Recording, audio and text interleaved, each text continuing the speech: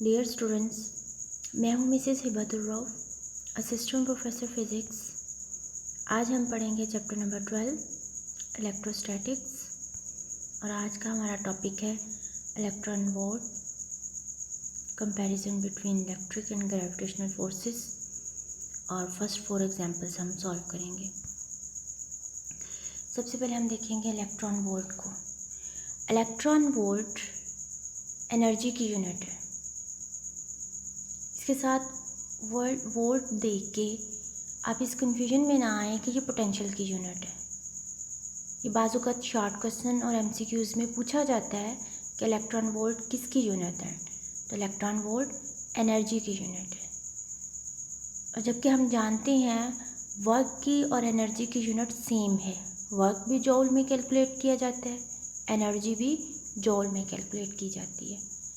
अगर एनर्जी की unit electron volt है तो वर्क की भी यूनिट फिर इलेक्ट्रॉन वोल्ट होगी।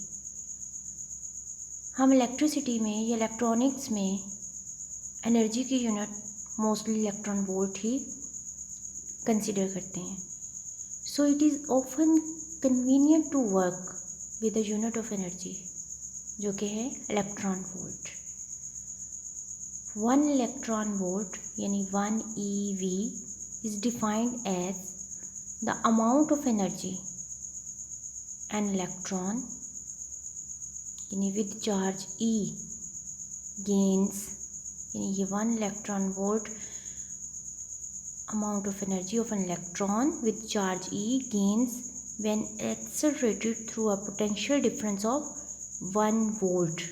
जब इस इलेक्ट्रॉन को एक्सेलरेट किया जाएगा between 2 points of the potential having the potential difference 1 volt, then 1 electron volt is equal to 1.6 10 raised to power minus 19 coulombs, और volt means 1 volt is equal to 1.6 10 raised to power minus 19 joules, क्योंकि coulomb multiply by volt is equal to joules होता है।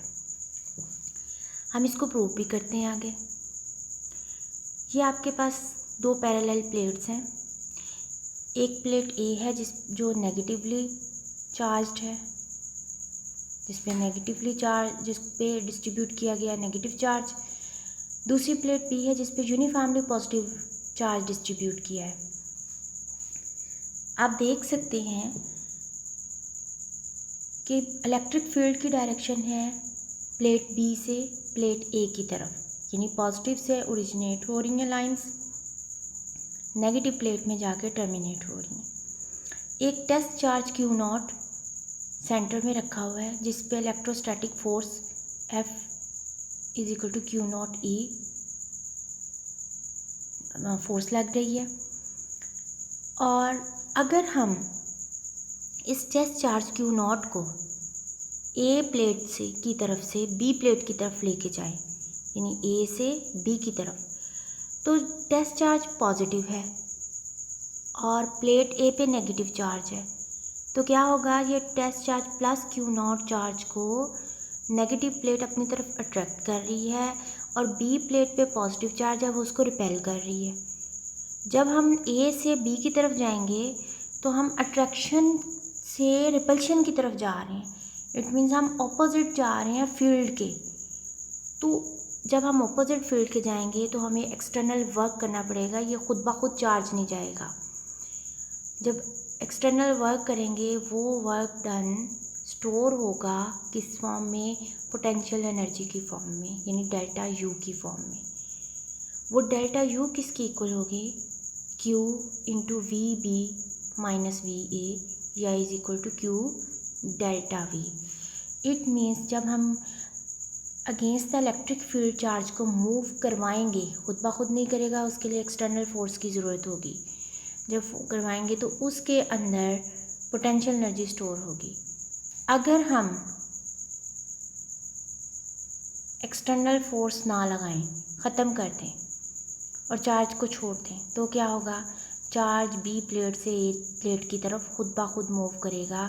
B plate से उसको repulsion मिलेगी, ए plate से attraction मिलेगी और ये जब खुद ब खुद मूव करेगा तो इसके अंदर जो पोटेंशियल एनर्जी स्टोर हुई थी, जो उसने गेन की थी पहले, वो पोटेंशियल एनर्जी कन्वर्ट होगी किसमें, काइनेटिक एनर्जी में। अब बगैर एक्सटर्नल फोर्स के या एक्सटर्नल वर्क डन के चार्ज खुद ब खुद मूव कर रहा है और ये मूविंग कंडीशन में होगा तो ये गेन करेगा काइनेटिक एनर्जी। तो हमारे पास delta U Q delta V जो था ये फार्मूला फिर चेंज हो जाएगा। हम यहाँ डेल्टा यू की जगह डेल्टा के ई लिखेंगे। Delta K E is equal to Q delta we.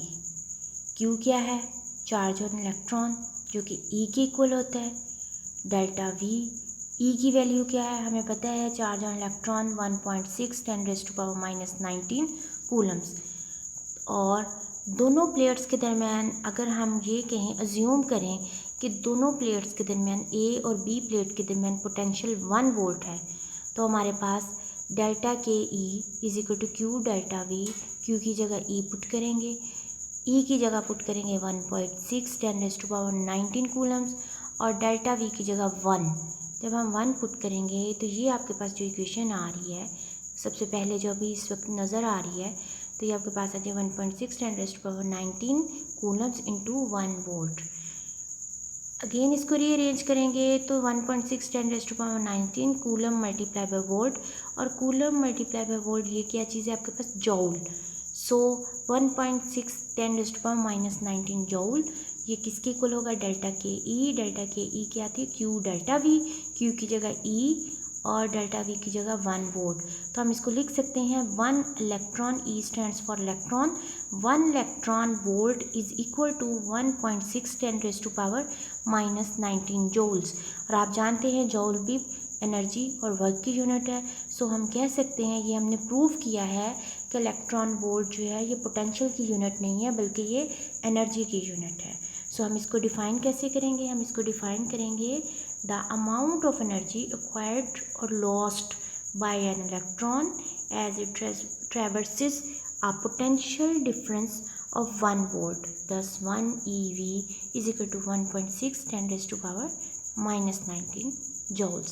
ये था हमारे पास इलेक्ट्रॉन वोल्ट। नेक्स्ट हम देखेंगे comparison between electric and gravitational forces. Electric force हमने अभी इस चैप्टर में पढ़ना शुरू की, ग्रेविटेशनल फोर्स आप पहले फर्स्ट ईयर में पढ़ चुके हैं। इलेक्ट्रिक फोर्स और ग्रेविटेशनल फोर्स दोनों ही कंजर्वेटिव फोर्स होती हैं। कंजर्वेटिव फोर्स वो होती हैं, या फील्ड फोर्स वो होती हैं, कंजर्वेटिव फील्ड और फोर्स वो वाली फोर्सेस होती हैं जो पाथ पे डिपेंड नहीं करती, यानी इंडिपेंडेंट होती हैं पाथ पे। इसमें ग्रेविटेशनल फोर्स भी इलेक्ट्रिक फोर्स भी, दोनों फोर्सेस जब किसी बॉडी पे लगती हैं, इलेक्ट्रिक फोर्स चार्जेस पे, ग्रेविटेशनल फोर्स मेसेस पे, तो वो ये नहीं देखेंगे कि फोर्स किस डायरेक्शन से, किस पाथ से होके आ रही है, नहीं, वो पाथ पे डिपेंड नहीं करेगी। इसीलिए इसको कंजर्वेटिव फील्ड फोर्स कहा गया है। इलेक्ट्रिक फोर्स ये चार्जेस के दरमियान में होती है और इसकी वैल्यू होती है 1/4πε0 Q1 Q2 over r²। Gravitational force F is equal to capital G m1 m2 over r² की इक्वल होती है। नंबर 3 पे लिखा हुआ है कि electric force varies inversely with the square of the distance between the two charges, यानी electric force inverse square law को ओबे करती है और ग्रेविटेशनल फोर्स भी इन्वर्स स्क्वायर लॉ को ओबे करती है। इलेक्ट्रिक फोर्स या इलेक्ट्रोस्टैटिक फोर्स में जो कांस्टेंट है कूलम्स कांस्टेंट, जिसको K से डिनोट किया जाता है, जो कि 1/4πε0 के इक्वल होता है, उसकी वैल्यू होती है 9 × 10⁻⁹ न्यूटन मीटर स्क्वायर पर कूलम स्क्वायर, जो कि बहुत बड़ी अमाउंट है। यानी कूलम्स कांस्टेंट या K या इलेक्ट्रोस्टैटिक फोर्स में जो कांस्टेंट की वैल्यू है K, उसकी वैल्यू बहुत बड़ी होती, वेरी लार्ज। जबकि ग्रेविटेशनल कांस्टेंट में जो G है, कैपिटल G, इसकी वैल्यू होती है 6.6 10⁻73 मल्टीप्लाई 10⁻⁻11 न्यूटन मीटर स्क्वायर पर किलोग्राम स्क्वायर। ये बहुत छोटी है, आप देख सकते हैं 10⁻⁻11 है। जबकि K की वैल्यू अगर आप देखें यहाँ पे के की वैल्यू देखिए ये 10⁻9 में है और जी की वैल्यू 10⁻11 में है। तो ग्रेविटेशनल कांस्टेंट की वैल्यू बहुत स्मॉल होती है, जबकि इलेक्ट्रोस्टैटिक फोर्स में जो कांस्टेंट है उसकी वैल्यू बहुत ज़्यादा होती है। इलेक्ट्रोस्टैटिक फोर्स एक स्ट्रॉन्ग फोर्स है, ग्रेविटेशनल फोर्स एक वीक फोर्स है। इलेक्ट्रोस्टैटिक फोर्स अट्रैक्टिव भी होती है, रिपल्सिव भी होती है। आपने देखा जब सेम चार्जेस होंगे तो रिपेल करते हैं, जब ऑपोजिट चार्जेस होते हैं तो ये अट्रैक्ट करते हैं, जबकि ग्रेविटेशनल फोर्स हमेशा अट्रैक्टिव होती है। इलेक्ट्रिक फोर्स मीडियम पे डिपेंड करती है। आपने देखा था, हम पीछे पढ़ चुके हैं कि जब दो चार्जेस के दरमियान में को सेपरेट किया जाता है, वैक्यूम से भी किया जा सकता है, एयर से भी, और कोई मीडियम हम डाइलेक्ट्रिक मीडियम रखते हैं, कोई इंसुलेटेड मीडियम रख के उसको सेपरेट करते हैं, फिर हमने देखा उसका इफ़ेक्ट फोर्स पे होता है। तो डिपेंड करता है, इलेक्ट्रोस्टैटिक फोर्स मीडियम पे डिपेंड करती है, जबकि ग्रेविटेशनल फोर्स मीडियम पे डिपेंड नहीं करती। ये था कंपैरिजन इलेक्ट्रिक फोर्स और ग्रेविटेशनल फोर्स में। नेक्स्ट है हमारे पास फर्स्ट 4 एग्जाम्पल्स। सबसे पहली एग्जाम्पल है कि आपके पास दो चार्जेस है Q1 100 माइक्रोकूलम्स, माइक्रो होता है 10⁻⁻6 के इक्वल 100 माइक्रोकूलम्स, और दूसरा चार्ज है 50 microcoulombs are located in XY plane at positions, यानी Q1 की पोजीशन है R1 3J, Q2 की पोजीशन है 4I, ठीक है, R2 = 4I respectively, where the distances are measured in meters. Calculate the force on Q2. हमने calculate क्या करना है, फोर्स फाइंड करनी है जो Q2 पे लग रही है, ठीक है। आपको डायग्राम दी हुई है, इस डायग्राम को आप गौर से देखें। दो चार्जेस हैं Q1 और एक Q2। Q1 चार्ज का डिस्टेंस है R1 जो 3J की इक्वल है, Q2 चार्ज का डिस्टेंस है R2 जो 4I की इक्वल है, और Q1 और Q2 के दरमियान सेपरेशन है R21, ठीक है। और इस पे जो फोर्स लग रही है, Q2 पे जो फोर्स लग रही है जो कि Q1 की वजह से लग रही है, वो है F21। इसकी वैल्यू हमने फाइंड करनी है। Force is a vector quantity, तो हम इसकी मैग्नीट्यूड भी फाइंड करेंगे। पहले फोर्स को फाइंड करेंगे, फिर इसकी मैग्नीट्यूड को फाइंड करेंगे, फिर इसकी डायरेक्शन को। गिवन डाटा है Q1 आपके पास 100 माइक्रोकूलम्स, Q2 है 50 माइक्रोकूलम्स, दोनों की पोजीशंस आपको दी हुई है। R21 हम फाइंड करेंगे, R21 = R2 - R1, और ये होगा 4I - 3J। Magnitude of R find करेंगे हम, ये किसकी इक्वल होगी, यानी R सम्राट R21, ये हो आपके पास होगी। मैग्नीट्यूड हम लेते हैं √4 का स्क्वायर प्लस -3 का स्क्वायर, क्योंकि -3J है इसलिए -3 का स्क्वायर। तो ये आपके पास आएगा, 4 का स्क्वायर होगा 16, 3 का स्क्वायर होगा 9, 16 + 9 25, √ लेंगे 25 का तो 5 मीटर में आ जाएगा। R21 यानी आपके पास दोनों चार्जेस के दरमियान जो डिस्टेंस है R21, उसकी वैल्यू आ जाएगी 5 मीटर। R21 जो कि चूँकि यूनिट वेक्टर है, जो कि उसकी डायरेक्शन को भी इंडिकेट कर रहा है, तो यूनिट वेक्टर किसके इक्वल होता है, वेक्टर ओवर मैग्नीट्यूड। वेक्टर है आपके पास 4I - 3J, मैग्नीट्यूड अभी हमने कैलकुलेट की 5, तो आपके पास R21 यूनिट वेक्टर की वैल्यू आ जाएगी 4I - 3J / 5। फोर्स जिसकी वैल्यू हमने फाइंड करनी है F21 है, ये बोल्ड फेस लेटर में लिखा हुआ है, it's a vector quantity 1/4πε0 Q1 Q2/r² × R21 unit vector, जो कि इसकी डायरेक्शन की वजह से इसके साथ यूनिट वेक्टर लगाया हुआ है। 1/4πε0 K है, इसकी वैल्यू 9 × 10⁻9 न्यूटन मीटर स्क्वायर पर कूलम्स, और Q1 100 माइक्रोकूलम था, 100 × 10⁻6 कूलम्स। Q2 50 माइक्रोकूलम्स था, इसकी वैल्यू 50 × 10⁻6 कूलम होगी, और R21 यूनिट वेक्टर की वैल्यू अभी आपने ये देखी, ये आपके पास 4I - 3J/5, ये भी हमने यहाँ पे पुट कर दी। इसको कैलकुलेट करेंगे तो रिज़ल्ट हमारे पास आएगा F21 का 1.44I - 1.08J। ये आपके पास F वेक्टर आ गया, F21 का वेक्टर आ गया। अब इसकी मैग्नीट्यूड फाइंड करेंगे। मैग्नीट्यूड में क्या करेंगे, F21 = मैग्नीट्यूड लेंगे 1.44 का स्क्वायर प्लस 1.08 का स्क्वायर, और जब इसका सॉल्व करेंगे तो ये हमारे पास 1.8 न्यूटन आएगा इसका आंसर। अब ये थी मैग्नीट्यूड। डायरेक्शन हम कैसे लेते हैं? चैप्टर नंबर 2 फर्स्ट ईयर में आपने वेक्टर्स का चैप्टर पढ़ा था, आपने देखा था हम किसी भी वेक्टर की मैग्नीट्यूड कैसे फाइंड करते हैं। Theta is equal to tan inverse y/x। तो यहाँ पे आपके पास F21 की डायरेक्शन आपने फाइंड करनी है, tan इनवर्स y/x। y आपके पास है 1.08, चूँकि उसके साथ माइनस है तो हम माइनस भी लगाएंगे, और x है 1.44, तो आपके पास आंसर आएगा -37 degree with x axis, -37 degree with x axis. ये थी आपकी पहली एग्जाम्पल। नेक्स्ट है आपके पास second example. 2 positive point charges Q1 16 microcoulombs, Q2 4 microcoulombs. दोनों चार्जेस को सेपरेट किया गया है डिस्टेंस 3 मीटर से, as shown in the figure. Diagram आपके सामने है। Find the spot on the line joining the two charges where electric field is 0। दोनों Q1 और Q2 चार्जेस के दरमियान 3 मीटर का डिस्टेंस है। उन दोनों के दरमियान में आपने वो स्पॉट पॉइंट फाइंड करना है जहाँ पे P पॉइंट दिया हुआ है, जहाँ पे इलेक्ट्रिक फील्ड की वैल्यू 0 होगी। ठीक है, कि वो आपने डिस्टेंस फाइंड करना है, किस डिस्टेंस पे जाके इलेक्ट्रिक फील्ड की वैल्यू 0 होगी। E1, अब आपके सामने डायग्राम आपके सामने है। Q1 और Q2 दोनों के दरमियान 3 मीटर का डिस्टेंस है। P पॉइंट से Q2 का डिस्टेंस D है। ठीक है, जो कि हमने फाइंड करना है। E1 is equal to E2, दोनों की मैग्नीट्यूड लिखी हुई है, दोनों की वैल्यूज पुट कर देंगे। E1 1/4πε0 Q1 over are square होता है। यहाँ पे आर स्क्वायर आपके पास आएगा, टोटल सेपरेशन 3 है, तो 3 को D में से माइनस कर देंगे तो Q1 का P तक का डिस्टेंस होगा 3 माइनस D का whole square is equal to 1/4πε0 P का Q2 का P पॉइंट तक का डिस्टेंस है D, तो Q2 over D square. Values put कर देंगे।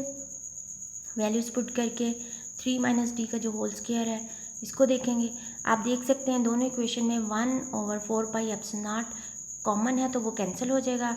सिर्फ आपके पास Q1 over 3 minus D square और दूसरी साइड पे Q2 ओवर D रह जाएगा। Q1 की वैल्यू भी पुट कर देंगे, Q2 की वैल्यू भी पुट कर देंगे। D की वैल्यू आपने फाइंड करनी है, तो आप इसको रीअरेंज करेंगे। D की वैल्यू आपके पास आएगी +1 मीटर और -3 मीटर। नेगेटिव वैल्यू जो है वो वैलिड नहीं होती, इसलिए हमारे पास जो इसका आंसर होगा वो +1 मीटर होगा। तो आपके पास जो है D is equal to +1 metre, तो 1 मीटर का डिस्टेंस होगा जहाँ पे जाके इलेक्ट्रिक फील्ड की वैल्यू 0 हो जाए, क्योंकि Q1 से भी इलेक्ट्रिक फील्ड लाइंस निकल रही हैं, Q2 से भी निकल रही हैं, लेकिन दोनों ही अपोजिटली चार्ज हैं, तो दोनों एक दूसरे को रिपेल कर रही हैं। लाइंस निकलेंगी, सेंटर में कहीं जाके फील्ड फ्री रीजन आएगा, उस पॉइंट को हमने फाइंड करना था। वो कह रहे हैं जो हमने फाइंड किया 1 मीटर के 1 मीटर की रेंज से हमारे पास फील्ड फ्री रीजन या जहाँ पे इलेक्ट्रिक फील्ड की वैल्यू 0 होगी वो आएगी। तीसरी एग्जांपल है आपके पास, 2 अपोजिट पॉइंट चार्जेस हैं, दोनों की मैग्नीट्यूड Q है, दोनों को 2D डिस्टेंस से सेपरेट किया हुआ है। आपने electric potential P mid way between them find करना है। ये आपके पास डायग्राम है। 2 अपोजिट चार्जेस कहा था, एक +Q चार्ज, एक -Q चार्ज। दरमियान में से मिड वे सेंटर में P पॉइंट ले लिया। P पॉइंट से +Q तक का डिस्टेंस D होगा, P पॉइंट से -Q तक का भी डिस्टेंस D होगा, और टोटल डिस्टेंस दोनों के दरमियान 2D होगा। ये आपके पास गिवन डाटा है और उसके अकॉर्डिंग हमने ये डायग्राम ड्रॉ कर ली। P पॉइंट पे, जो पॉइंट P है, इस पॉइंट पे हमने इलेक्ट्रिक फील्ड की वैल्यू फाइंड करनी है। तो हमारे पास डाटा है 2 पॉइंट चार्जेस आर +Q और -Q, distance between the charges 2D, K जो कांस्टेंट है उसकी वैल्यू है 1/4πε0, और फाइंड हमने करना है इलेक्ट्रिक पोटेंशियल। फार्मूला होगा V का 1/4πε0 Q/R। ठीक है, पोटेंशियल एट P पॉइंट पे +Q चार्ज की वजह से जो पोटेंशियल होगा वो होगा 1/4πε0 Q/R। और P पॉइंट पे as the P is midway between the charges, so R is equal to D, हम यहाँ पे R की जगह D लिखेंगे फार्मूला में। सो V प्लस यानी प्लस पॉजिटिव चार्ज 1/4πε0 Q/D, ये इक्वेशन 1 हो जाएगी। और आपके पास पोटेंशियल P पॉइंट पे नेगेटिव चार्ज की वजह से आएगा V negative is equal to 1/4πε0 into -Q/D। ठीक है, अब आपके पास आ जाएगा टोटल पोटेंशियल V। दोनों पोटेंशियल्स को हम सम लेंगे, जो प्लस Q चार्ज की वजह से और माइनस Q चार्ज की वजह से। दोनों की वैल्यूज़ पुट करेंगे। जब वैल्यूज़ पुट करेंगे तो हम देखेंगे 1/4πε0 Q/D प्लस 1/4πε0 माइनस Q/D, वो माइनस दरमियान में आ जाएगा, प्लस माइनस माइनस हो जाएगा और दोनों एक दूसरे को कैंसिल कर देंगे। रिजल्ट क्या आएगा? 0। Hence the potential at P due to opposite charges is 0। Fourth example, एक आपके पास पार्टिकल है, a particle carrying a charge of 2 electron 2e falls through a potential difference of 3 volt. Calculate the energy acquired by it. बहुत important short numerical है ये। Q is equal to 2e और delta V किसकी equal है? 3 volt. ये आपको given data दिया हुआ है। फाइंड आपने क्या करना है? एनर्जी फाइंड करनी है। तो एनर्जी का फार्मूला क्या है? Delta KE is equal to Q delta V। Q है 2e, V है 3 इलेक्ट्रॉन 3 वोल्ट, तो आपके पास आ जाएगा 6 इलेक्ट्रॉन वोल्ट। लेकिन आपने इसको कन्वर्ट करना है जॉल्स में। तो 11 इलेक्ट्रॉन वोल्ट किसके इक्वल होता है? 1.6 10⁻19 जॉल। सो 6 को मल्टीप्लाई करेंगे हम 1.6 10⁻19 into joules is equal to 9.6 10⁻19 joules. ये आपका आंसर आ जाएगा। Thank you.